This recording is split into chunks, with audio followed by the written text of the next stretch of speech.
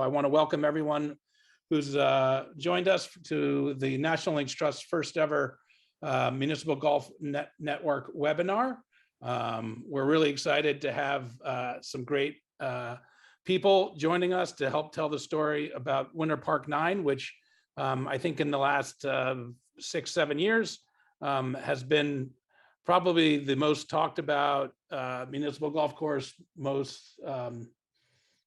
probably the most buzzed about municipal golf course, because they did a lot of things really, really well there. And this hour is for a chance for us to dive in and see how it all came about. So thank you all for joining us. I'm going to do a quick introduction of our panelists.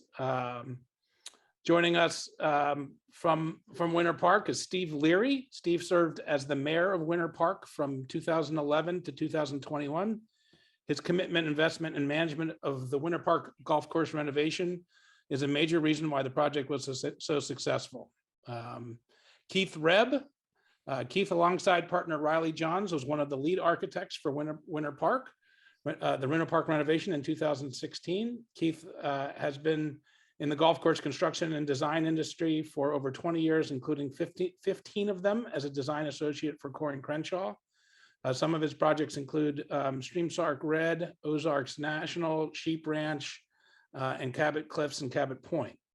Matt Ginella has been covering golf for 25 years, working for well-known golf and sports media organizations like Sports Illustrated, Golf Digest, Golf World, Golf Channel, and is now the co-founder of the Fire Pit Collective, which has been absolutely breaking news and doing great stuff recently. So Matt, thank you for joining us. He's a former resident of Winter Park and helped champion the renovation project by reporting on its progress to a national audience on Golf Channel and energizing the community around the golf course's potential as a community asset.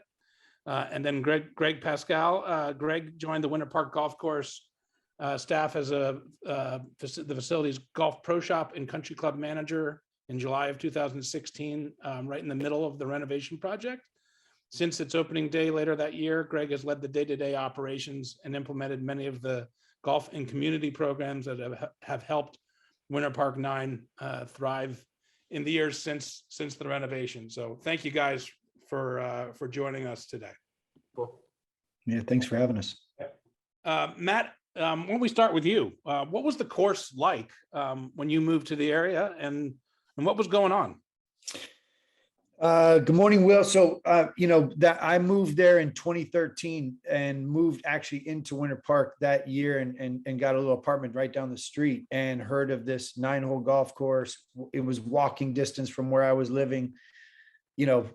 After morning drive is what I was a part of at Golf Channel at the time. We were done at 10:30 a.m. I had the afternoons to myself. I'd go to Winter Park 9 and walk around. It was in horrific shape. I mean, it was absolutely a disaster in terms of agronomically. It was borderline sand greens. They had a lot of things going on, depending on which green, which hole. As you know, there's multiple different plots of land. You cross the street 6 times to play the golf course. So different plots had different issues, whether it was, oxygen, sun, drainage, fungus, whatever it was, the 9th fairway, if it rained at all, which it rains, a lot in Florida, would flood almost immediately. It'd be a lake.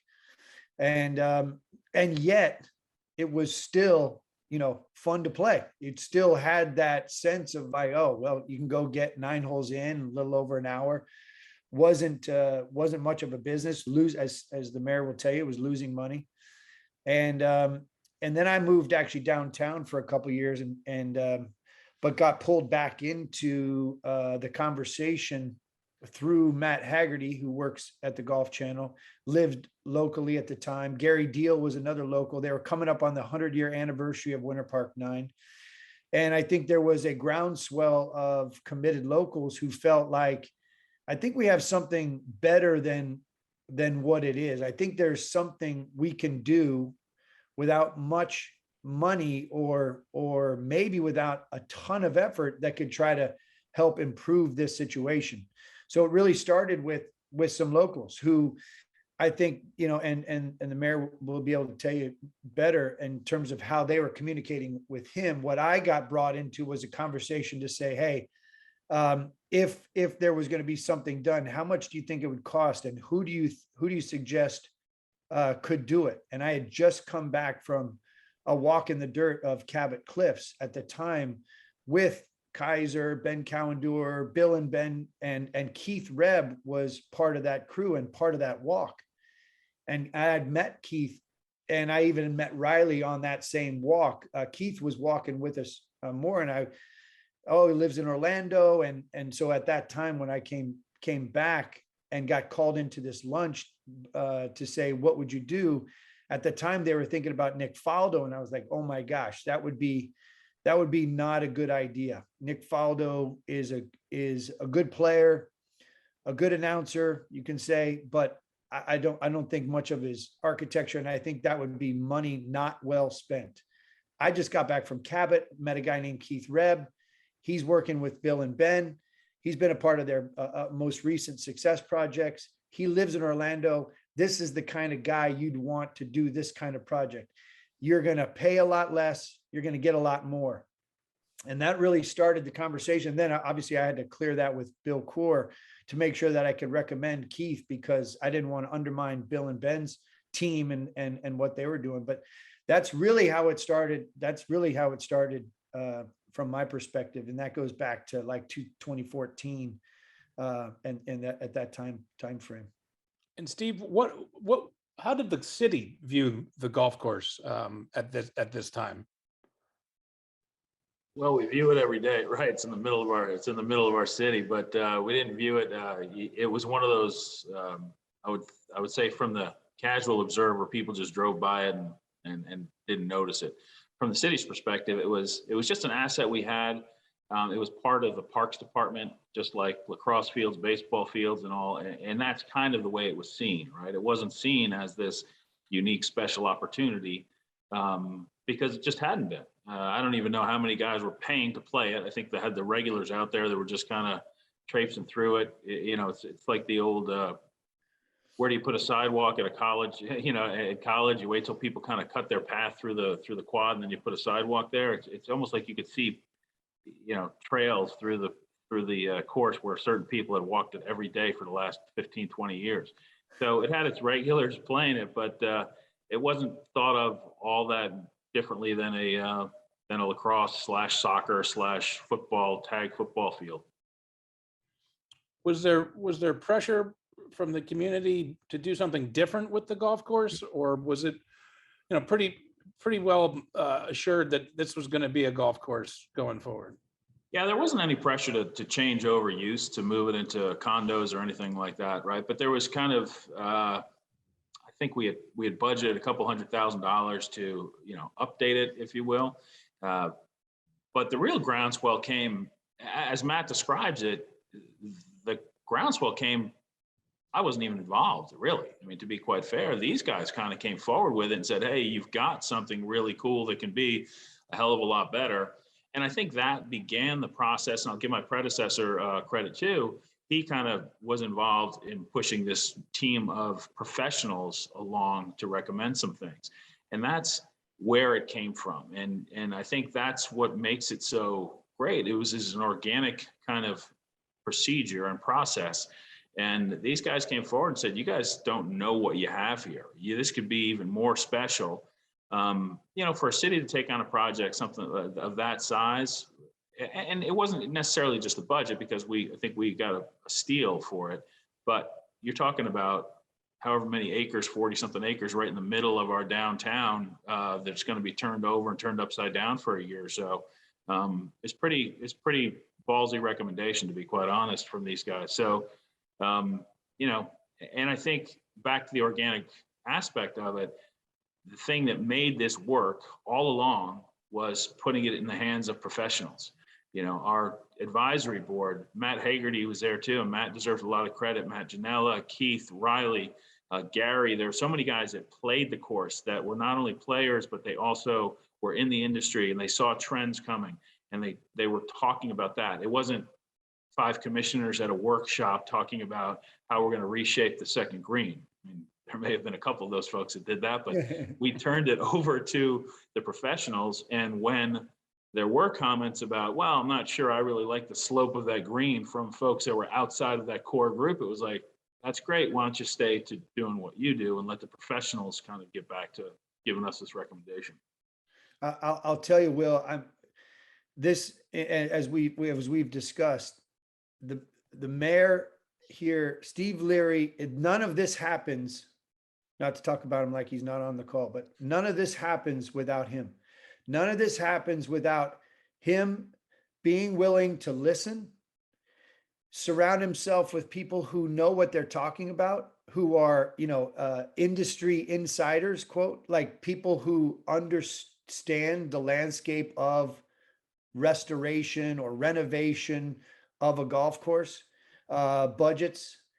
He said, okay, if you think this can happen, you tell me what it looks like. You show me what I'm gonna get for my money. I can potentially get the money, but I want to know how much it is and what it's going to do, and then what's the long-term plan. He pushed back on us.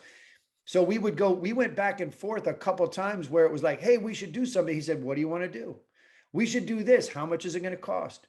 This is how much it's going to cost. Who's going to do it? I mean, it was this kind of very, very, very thoughtful back and forth in which you had someone in a political position who was A, willing to listen, and B, willing to willing to admit that he didn't have all the answers, but he was willing to listen to people who had a better sense of where to go than he did. So And that more than anything is the critical component here. Correct me if I'm wrong. When you sort of first started, it was sort of a loose confederation of sort of concerned citizens who thought that something better could happen out there. At some point, it did transition to a sort of an advisory board that had more of a formal role in this, right? Yeah, and I'll tell you, the funny thing about it too was it wasn't and Maddie, thank you for that. I don't think this could have happened without everybody that was involved. I mean, there was a great team. I had a great commission at the time. I have, we had great partners all along, but everybody that's on this call and elsewhere deserves a ton of the credit. My goal was to get people, get the planes off the runway so we could land this thing. And hopefully we were successful in doing that. But it started with this loose confederation of these professionals. It was interesting that the people that objected to it most were probably the people that played it every day, right? They didn't want anything to change. I see Gregg smiling because he knows that, we had these old timers that just didn't want anything to change. And that doesn't just stop at the borders of the Winter Park 9. That goes kind of through our entire community sometimes, is we have a community that's very set in their ways and doesn't like to see things change. It took these guys coming forward to saying, hey, city, you can have more here. And, you can spend, I think it was $350,000, $400,000 in the next 2 years to improve it, but that's not going to get you anything. Let's make the investment. And it wasn't, through the investment, it also came forward when we congealed and came up with this advisory board. It did become an official ad hoc advisory board for us. They came up with the budget, which I think was 1.2. And I like to tell everybody that we didn't go over budget. The only thing that went over budget was my personal bourbon bill, having these guys pop over after their days in the field. But this thing came in on time. It came in on budget, and it was coordinated by this group of guys who just had a brilliant vision. And it went so far too, as we even rebranded it. I mean, we came up with new logos. We came up with a new name for the course. So it wasn't just aesthetic. It was a deep dive into the entire operations of the facility, into branding, into co-marketing. We had Rollins College who got on board to do a sponsorship with us.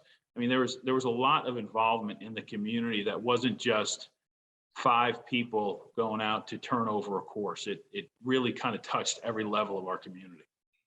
And for those community members, the regular users who were concerned about all of this, were you the one who had to take those phone calls and do a little politicking with them, or?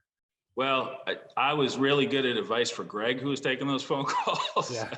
But I told Greg, and here was the deal, right? We're going from whatever it was at the time, $12 a round to $14 a round. And Greg said, I'm getting all these guys complaining and they're coming. I said, Greg, hey, just tell them that's what we're doing. And if $2 is going to send somebody off to go, 30 miles to the next course, wish them well and have them go. Because I promise you, when these guys are done, we can charge a lot more if we need to, and we're not going to miss their $2. I can promise you that. And I think today, that group of folks is probably the happiest out of everybody that plays it, and they're happy to pay the extra couple bucks. So Greg was fielding those calls, but I was backing him up, saying just keep going, don't worry about it. Send them to me if you want to give them my email, give them my phone number. I'm happy to have a conversation with them. But yeah, at a certain stage, you got to wish them well if they're not gonna get on board. The other thing, Will, is that once Keith and Riley came on board, I think, it is a fishbowl, right? So whatever they're doing and how they're doing it is happening right in front of, so the people had access to the arc. Sometimes in building a golf course it's behind fences. No one ever sees it. All the changes are being done. Boom, there's an unveiling. But at Winter Park 9, this is happening right in front. Like, people are stopped and stopped. So you can't help but see what's going on and who's doing it. I think Keith and Riley, and from the beginning, when I first mentioned this to Keith, and he said, he'd be very interested, boom, I'll bring in Riley to be my partner. He said, I want community to be involved. I want this to be a feel like a team effort, right, Keith? I mean, you guys went overboard to accommodate and communicate with the actual community as they came to you and came at you.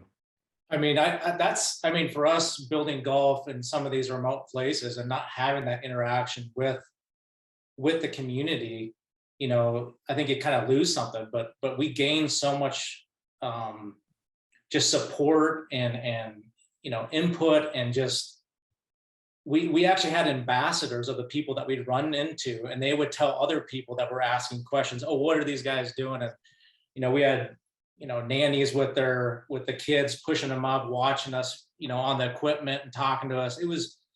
I think that was the biggest part of what was so enjoyable, was just the roots and seeing that and getting the community even involved in other parts of the aspect of the golf course, actually getting their hands dirty and in the dirt with us on things. So yeah. Hey, if I can interrupt there too, I would tell you, I would drive by and see Keith off the track. I mean, Matt mentioned it. Normally there's fences around. Not only that, you don't see the architects. I mean, a lot of these guys, the architect comes out, does a quick walk around thing, goes back to Ohio or wherever they're from, draws something up, sends it in, and the shapers kind of move the dirt. And the architect may come back for the unveiling, right? Keith and Riley were on the machines. They're moving dirt.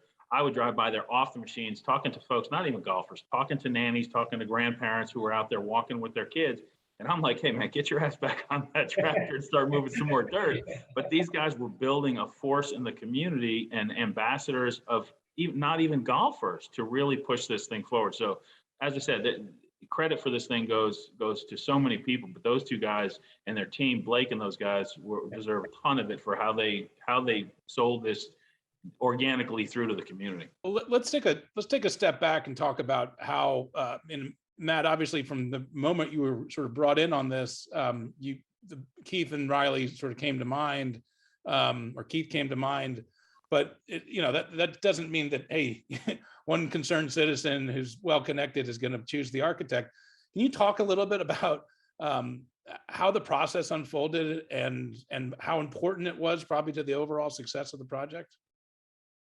I mean, again, like I said, I had back up to Cabot. I remember sitting next to Bill Core and saying, hey, by the way, Bill, is it okay if I recommend Keith for this project? Because I know Keith is interested. He lives nearby. It's this 9-hole golf course.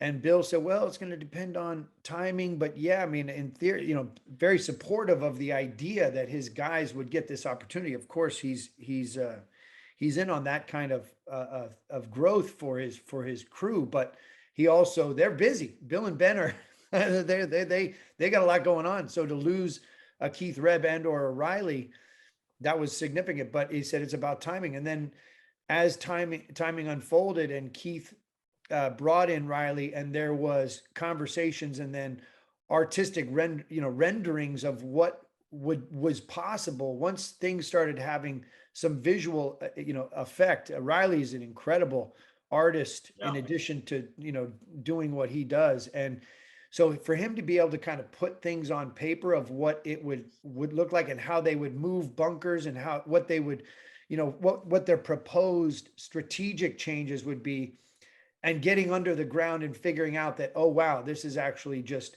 the irrigation problems are more to do with, years and years of thatching as opposed to actual, the sand base that was underneath that. And Keith could speak to more of this, but this had to sort of, we had to kind of sell the idea that these guys who are in the dirt with the best architects in the world and have learned from the best are actually what should be considered for a project like this. These are the guys who are actually going to show up, get dirty, get on the equipment, over deliver, and undercharge essentially for what they're being being paid.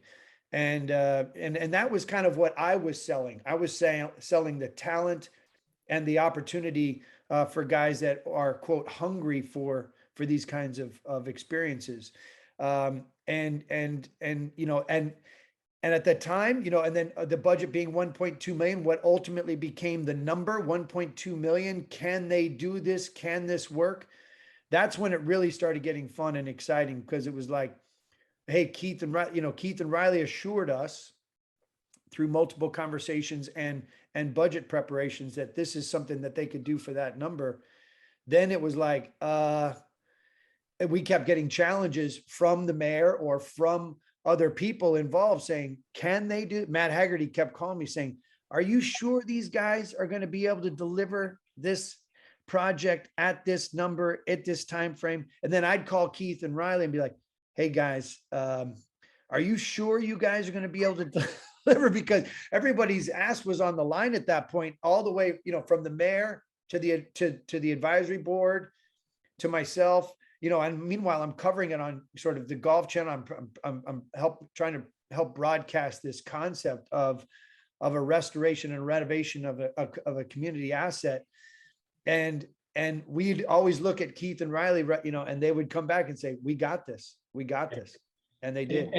And Will, that's also to know too, that was like after the RFP process. Yeah, I'd So, love like, to talk yeah. a little bit about the that. fun part that is always when it comes to that. So that all that discussions were happening after the RFP, and we were already hired and all that was done. But yeah, the RFP process was, the easiest decision for the city would be to hire any other architect, because that architect had 20 different golf courses. We're coming in with 0 golf courses, and we had to sell our vision and our ideas to a city coming in without having any designs under our belt, other than knowing that I think everyone did their research on who we are and where we came from and the roots and where we've been learning, to build golf, but also being a sponge to Bill and Ben and pulling in the ideas that they help us, with. And we brought a lot of those things that we learned from Bill and Ben to our vision for Winter Park.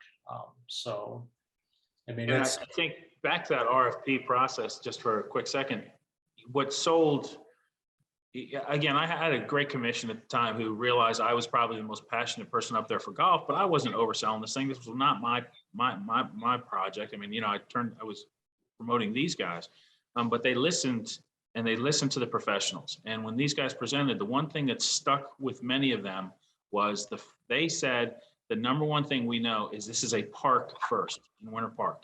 And what they created, as I mentioned before, people would drive by this thing and not even look at it. Now you get people that literally stop on the road to take a peek at it. These guys uncovered some really unique angles, some really unique treasures on the golf course, and they sold that through during the RFP process. And yeah, there were some other guys that were kind of taking shots at Keith and Riley, some of the other their competitors were saying these guys really haven't done this thing before. Yeah, they've been part of a big organization, blah, blah, blah. But Keith and Riley came in and sold their vision for the course. And I think they got a unanimous approval from the council. You set up the RFP to be as cast as wide a net as possible. You didn't put certain restrictions in the RFP that would prevent a young architect like Keith to compete for it, correct? Yeah, and again, with, we're using my name a lot in this, and I got to turn it over to the city staff. Did a great job Sure. too, and I think the city staff recognized that. The city staff said, well, let's open this up. Let's see what's out there. We don't know what we're going to get. And I think there was also the recognition that if we did go with a high profile name, we're probably going to get raked over the coals, right, on this thing, because it's a course that they probably don't want any part of, but they'll give it a shot. And I think there was a recognition among the commission and from city staff, like, let's give it to some young guys who've done some brilliant work in the past, but who are really going to live and breathe this. And when I tell you they lived and breathed it, you should have seen my office at the end of the day when these guys would come in head to toe dirt, driving that beat up old Cadillac that they bought for, I don't know if you even bought it or somebody donated it to you. They pulled it out of one of those Goodwill boxes, but these guys lived and breathed this thing day in, day out, and they sold their vision through. So we did approve them, and they've done a great job. So Keith, I guess walk me through. You were from the area, correct? I mean, or you lived in the area. You were familiar with the property. How did your thought process sort of evolve during this process? So I lived in Baldwin Park, which is just the next in Orlando, just right here close. So I actually, Winter Park just has the downtown just has probably more character than any place down in Orlando. It just has an old town feel. And I remember driving by the golf course numerous times, not really taking too much of a study other than looking at look at the bones of how this wraps to the city. But I was like, man, this place is struggling. There's definitely could be something that could happen with it. But I never thought, again, at this point, I had a blast working with Bill and Ben on some of the most amazing properties around the world. It's never was in my mind to break away and to be a designer. Because that was never my goal. I love building golf, and I love working for Bill and Ben. So it was never in my mind at that point where I was like, this is my path. So having the door open for a project where we could be involved and not be locked out when it comes to the RFP process for a city project was, an amazing thing for us, because I know that we could put the team together with the shapers and people and have a fun time and do something special for the city.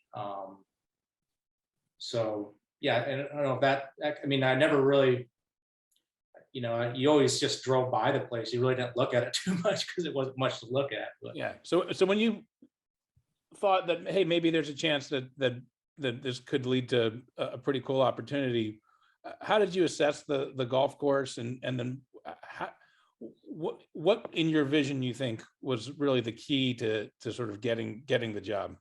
I think we spent a lot of time just walking the course and just, in the evenings and watching players play the course and interact with it and see where they were getting challenges and get stuck behind trees, or just, the certain things that I saw how the maintenance crew was maintaining, I think still at that time, square tees. So the guys making multiple turns to mow a tee, I'm like, that takes time. So I see all these resources being put towards, on the maintenance side. And then I also see people interacting with the course and still enjoying it. And then we looked at soil maps, for us, when we see sand, and then we realize the sand that sits on that whole ridge in that area in Winter Park drains at 26 inches an hour. We knew that we had the median to work with, to build and shape and have the freedom knowing that we could put some really neat shapes into that property and they would drain without having to put, millions of dollars of drainage into the property. So that's, and it's just a charming, the streets and the whole golf course, the 9-hole golf course is left over from the 1914 golf course, which is actually an 18-hole routing. So that's like bits and pieces of the old routing. So that's why it's kind of a little different, kind of 3 goes out and then goes back to 4. So that used to be 18 holes all there. So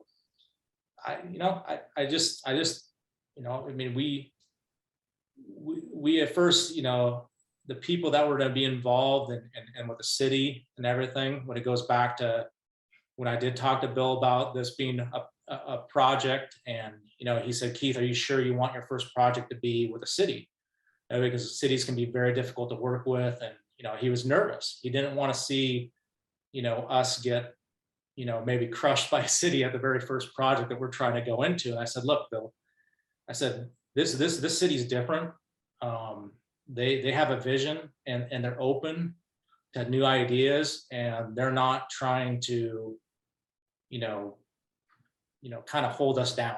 They're really giving us the freedom to do what we do. So yeah, you said they're open to new ideas, and in prior conversations, there's some discussion about part of this whole exercise was a little bit about trying to figure out where golf is going, and you guys weren't, you as architects, Steve from the city, you guys weren't interested in just doing the same old stuff. And so what did you guys see about where golf is going, and how did you tap into it? And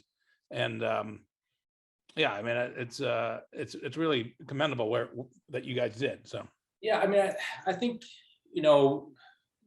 we were really looking at how we could build a golf course that could be maintained for the price, and if we can get those things right, and we have something that can be maintained, that a superintendent can have buy-in, but he's also not fighting things, and he's not spending his energy on something that you built that's unmaintainable. I mean, we, as us being shapers, we have the big, huge equipment. We could shape the wildest, most, crazy features out there because of the sand. But there's a part of the restraint to know, not to bring your egos into the project and try to build something for yourself. We really tried to understand and know who we were building this for. And we also know, from all the years of working with Bill and Ben and the people that we've surrounded ourselves with Don Mahaffey, he's an irrigation designer. He is basically looks at things as a minimalist type way of irrigating, to make sure that the irrigation fits the golf course. And we're not building the irrigation for a superintendent. That's not always going to be the permanent. You got to build it for the golf course and fit that property. So, when we had someone like that involved, we're also could have probably put other maybe designers could have put another 60 more heads in. And, at the price of heads they are right now, that's like almost probably $2,000 a head when you figure in the piping and all that stuff. So right there, you're looking at a huge cost. So looking at ways of trying to build a golf course that could be maintained and could be built for a certain price, and we could show that we could do it for a certain price, because everyone was telling us that we couldn't do it. They were getting messages, Matt, I mean, everybody was telling them, what are these guys gonna do? Just regrass this for $1.2 million.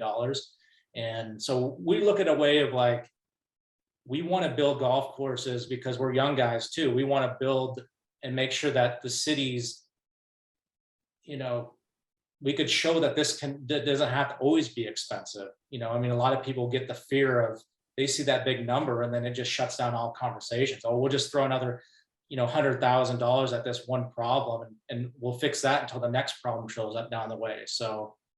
Well, and that was important to us, because you asked where golf is going too, Will. And for us, it was, how do you sell? You're reading all the death and the death and doom about golf. And so for Winter Park, I mean, when you think about it, really, a quality municipal golf experience, there's so much division, locally, globally, whatever, in community these days. A quality golf muni course is such a great equalizer. I mean, it kind of brings, and I don't think I'm any different than anybody here or viewing this. I've played with some of the wealthiest guys in the world. We've had royalty at the Winter Park Nine. We've had golf royalty at the Winter Park Nine. We also have, tradesmen that are out there and they're playing in the same foursome, or they're grabbing a beer afterwards. So we've created an environment that kind of gets our community back to par. I mean, it's just this great equalizer where you've got, and that's the way you can sell it through the community. For anybody that's listening or participating in this, that how do you sell this through the community? It kind of hits every aspect. I see folks that belong to all the country clubs in and around the area who play the nine, And they're out there with some of the guys who are just out there cutting the lawn, who are getting 9 in before they go home. So it's this great equalizer to a community. And I don't think there's if there's a better equalizer than a quality muni experience in a community than a course like this, I can't think of it. You know, Will, I think going back to that question too, I mean, our vision of that, I mean, the biggest thing is we never thought that Winter Park would become what it has become now. You know, we wanted to build something special for Steve, the community, the people that trusted us. So we were just thinking about them, you know, and we never thought that this was going to become something like it has.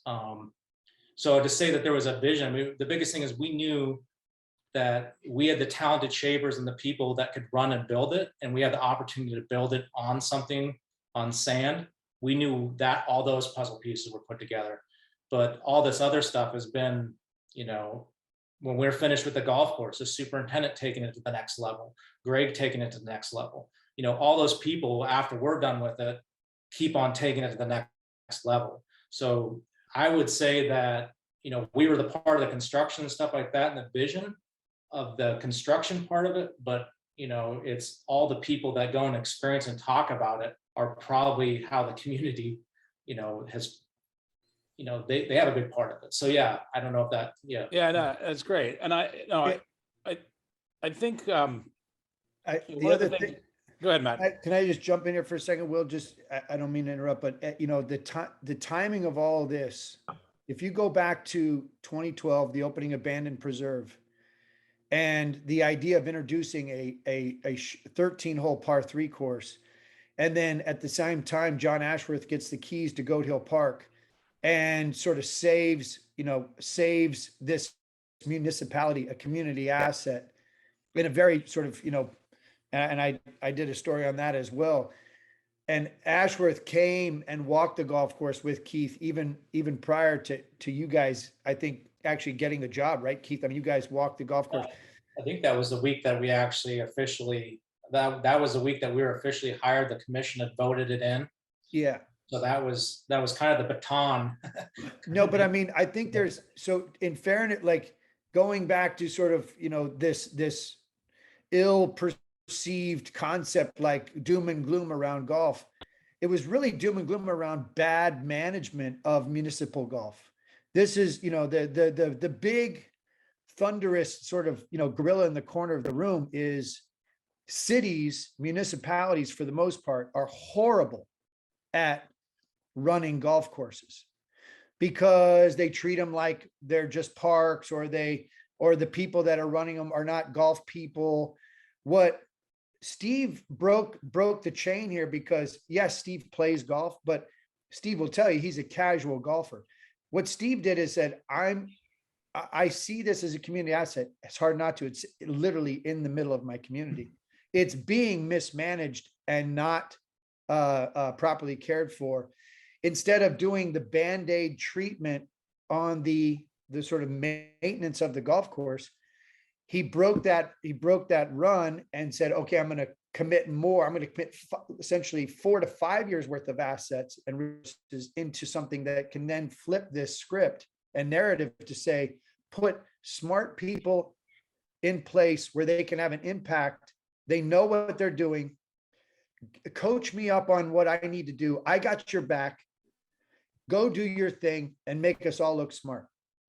And it took the politicians to do that, Steve in this case, and the team around him trusting him, and then them trusting this sort of groundswell of community interest.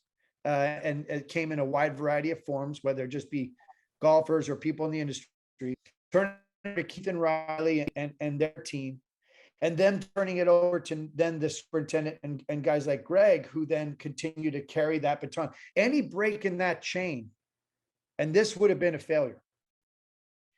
And it takes that, I mean, that's what, you know, John Ashworth getting the keys. John can do what he wants to Goat Hill Park.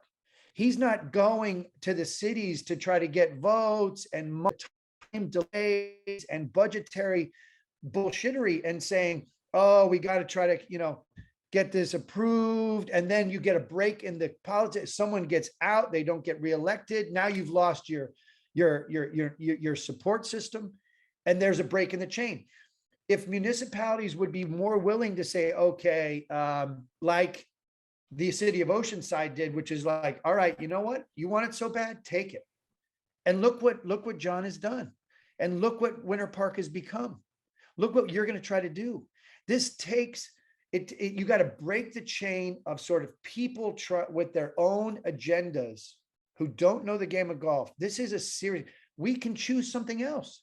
We'll go to a place that's better run and better managed and in better condition and better value. So short courses was a trend of short courses happening. Architects breaking out from underneath their big umbrella guys. People like Steve Leary willing to put his ass on the line and break the chain of the dysfunction of what is municipal golf. And it really was the community, though, at some point rolling up its sleeves and saying that, hey, we believe in this and we're going to do it. I mean, right.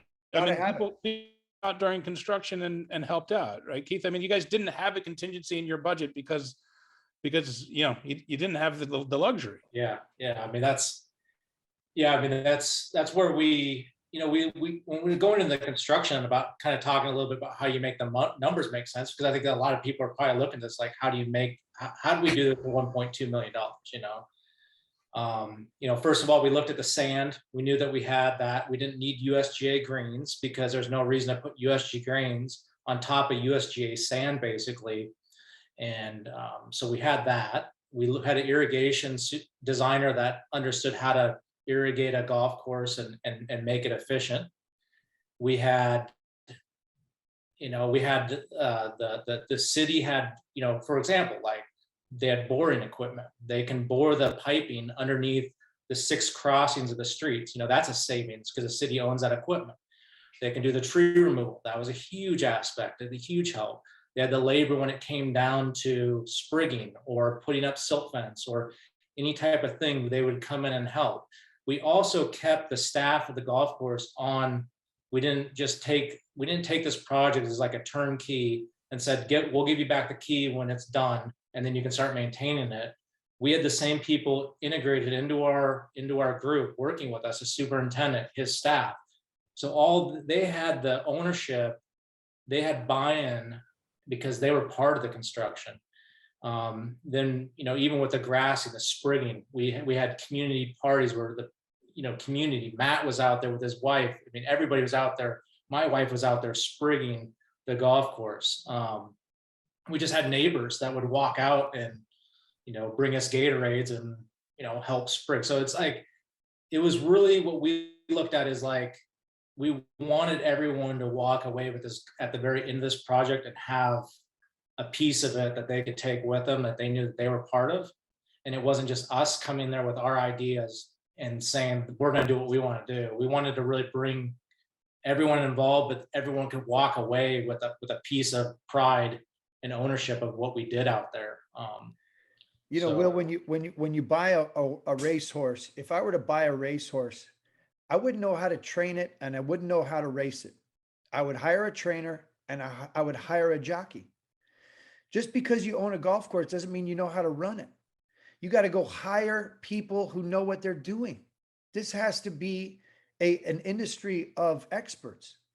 And if municipalities are being exposed all over the country, the lower the green feet, the more impact a golf course can have on the true growth of the game. So we're talking about Goat Hill Park, Winter Park 9, municipalities in general have these low green fees, high access points, and entry points, golf for all concepts. But if they're mismanaged, the entry point into the game is a debilitator. It's not a cult.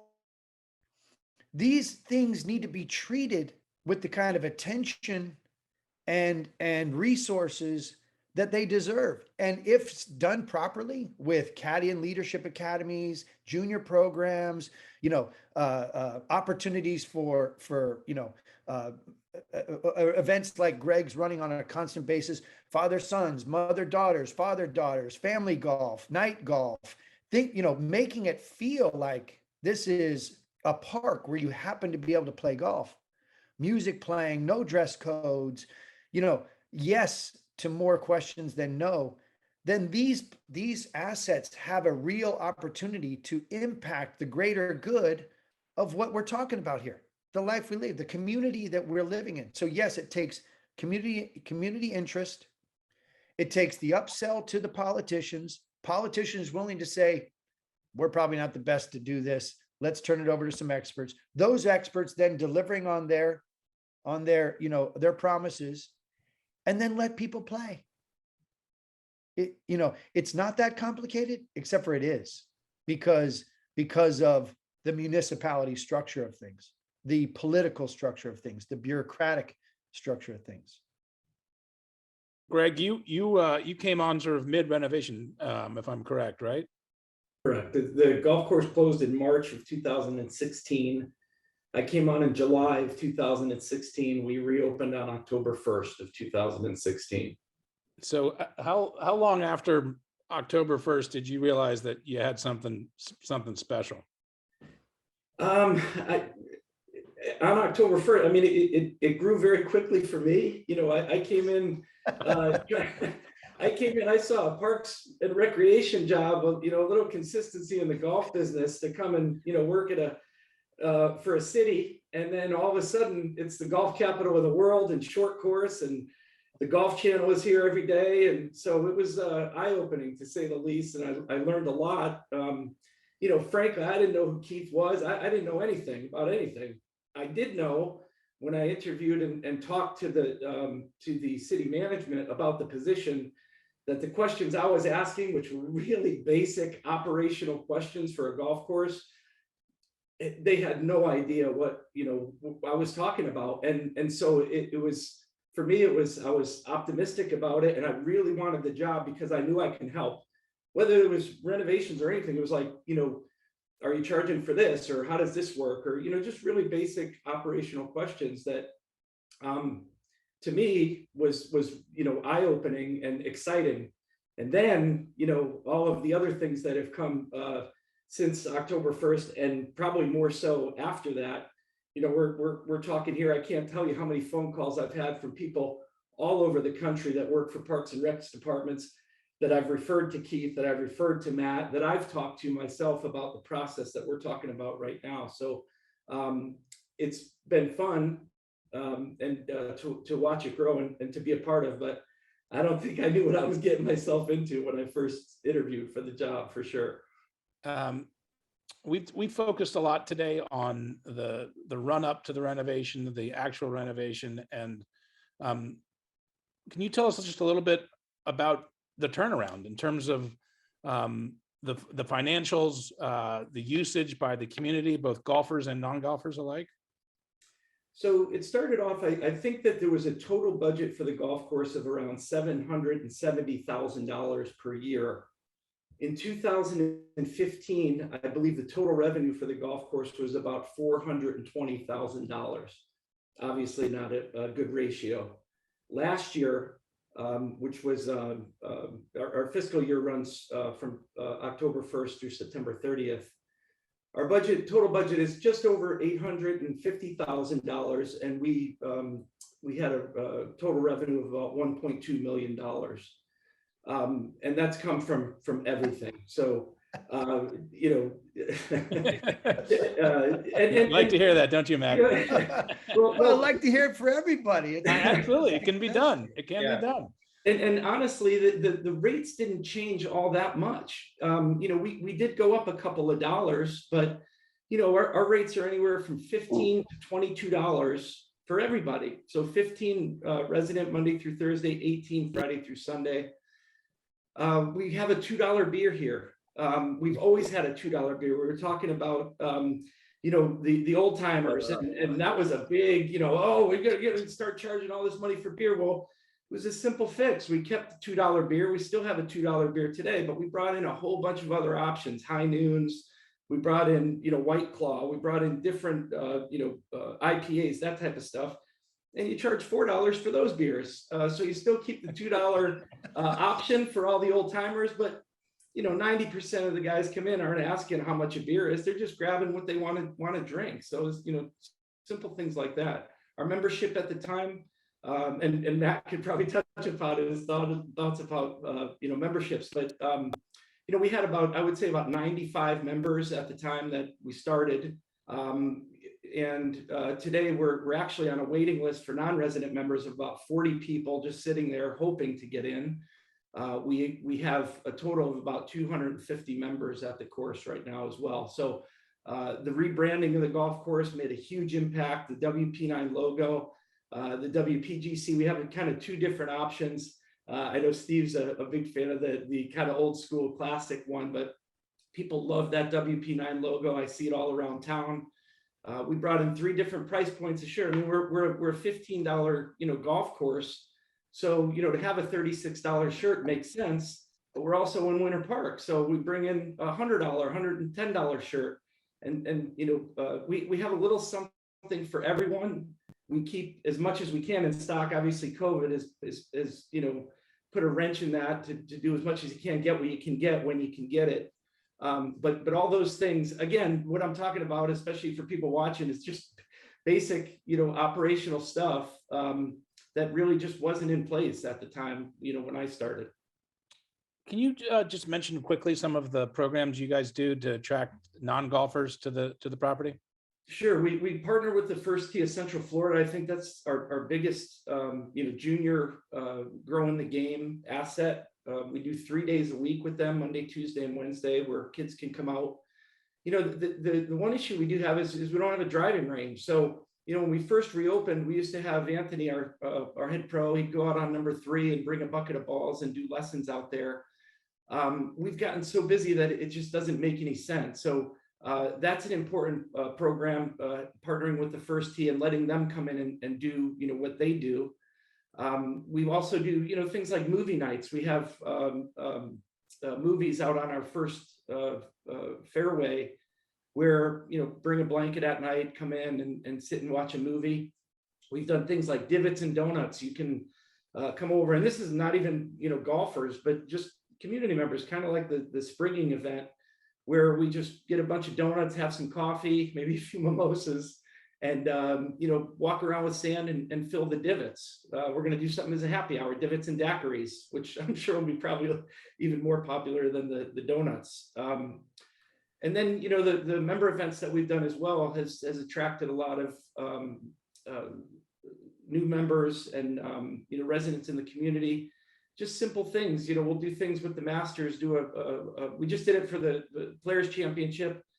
Any member that plays on Saturday, you pick one of the members, one of the players that made the cut at the Players Championship, which was played on Monday, with all the rain this year. But and then you partner with them. So simple things like that at a private course are pretty much just what is done. It's kind of the regular operation, but there was really nothing like that in place for the members or the community, for that matter. Well, hey, Will, I think what also Gregg's talking about is, at the time, I mentioned it before, it's still part of the Parks Department, but it was really ingrained. And so the same guys that were cutting the fairways were then taking their mowers and jumping over to the lacrosse field, the multi-use fields, and cutting. These guys now, we kind of separated, we added some more business discipline to it and started tracking some of this stuff. I mean, and really dug into it, and Gregg deserves a lot of that credit for digging into it. But it's also a team now that's really focused. I mean, you'd see Ed out there, who was our supervisor for the first couple of years here, who actually just got hired away by a private club. Not that I'm encouraging anybody else to leave for a private club or any other club, Gregg, but these guys have done such great work that they're getting recognized by other folks who are in the business. But Gregg added this discipline to it to really start tracking this stuff. And our team is the golf course team now. They don't go and cut, medians. They're not going out there trimming trees in a little swanky neighborhood. They're focused and they live it. You'll see them out there Saturday, Sunday morning, Saturday, Sunday late at night, making sure that they get the job done. So that was part of it too. Really getting, it wasn't just the community buying in, it was the folks who were going to maintain this buying into the course as well. Yeah, I think keep having the maintenance crew stay on and do the construction gives them that sense of ownership that they probably never had before. And that's a really, really smart. Yeah, even at the very beginning, it was no fault of the superintendent that was doing the work there. It's what he had. It was done. The grass was mutated. There was roots in the greens. There was no going back. The irrigation system was shot. I mean, he was just trying to do his best. And he said he was ready to go, at that point. And then when the renovation happened, you got full buy-in. So at the beginning, there's a lot of these superintendents that are fighting to try to keep something alive that just needs to be redone. And it's not any fault of them. He's trying to best with the resources that he has given. So that's always something to keep in mind at the very beginning when you're looking at these golf courses. You gotta get the backstory sometimes too. So. Well, I want to be respectful of everyone's time. We've got a few questions that some of our participants emailed in advance. I want to throw at you, and then we'll conclude. But again, thank you guys. This has been a great discussion, and really appreciate it. This comes from Eric Kalina from the First Tee of Pittsburgh PGA. For Keith, what are the keys to maintaining a park-like atmosphere at Winter Park 9 in a way that makes non-golfers in the community appreciate the renovation? I know you've talked about it being a community park with pin flags in it. What did you and the rest of the team do to try to drive that home? Well, at Winter Park, what we had the advantage of is like there's no fences. There's no fence that keeps that person from the other side. They don't have to look over the fence to see the golf course. They see it, so they're drawn in. I think it's the biggest thing is just having we would drive the streets of Winter Park and then kind of look at what the view would be. I mean, not even from the golf of the strategy part of it, but also just the people interacting and driving. If someone's driving by and they look over there and see someone playing on a cool green or see a cool shot that's hit on the second, it might be like, look, wow, that looks fun. Look at all these people out here enjoying this course. And I think that kind of making sure that we're also thinking of the strategy of the golf course, but also how the public interacts with the golf course was part of our, goal. They peeled back. Will, living there, because of what they had done to the golf course, I would reroute how I'd get to my house just so that I could drive by and see the sunrise or sunsets coming through the trees, the train going by. They peeled back the visuals. They made it like eye candy as you drove around.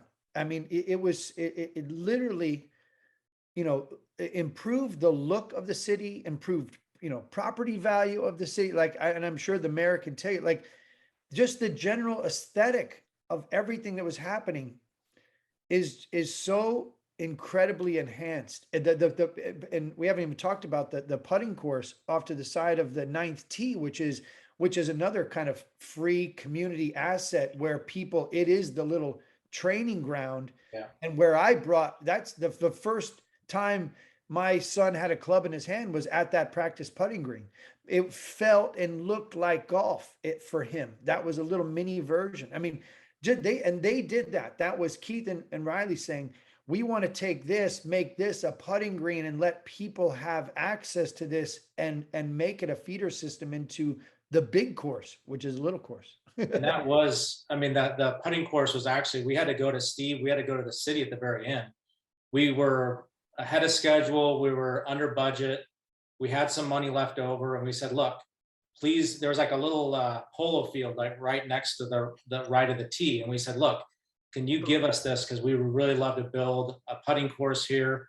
And they said, yes. Riley and I could have sent the equipment home and we would have been, more money in our pocket at that point. When you're building a golf course, and we said, we want to spend, we have extra money, we have extra time, we'll spend the extra time to build that putting course. And it's been so popular that we actually had to go back in 2019 and try to double the size of it.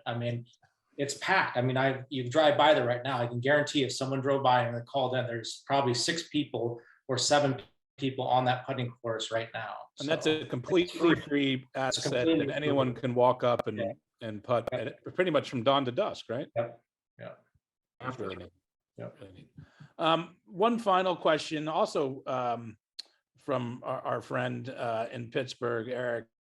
And Matt, you got at this a little bit. So this is a question for Steve. How do you keep the people who will be in charge 5 to 10 years from now to, how do you get them to understand it and appreciate what is necessary for long-term ongoing success at the course? I mean, you guys, Gregg's been there since 2016. Steve, you were the mayor until 21.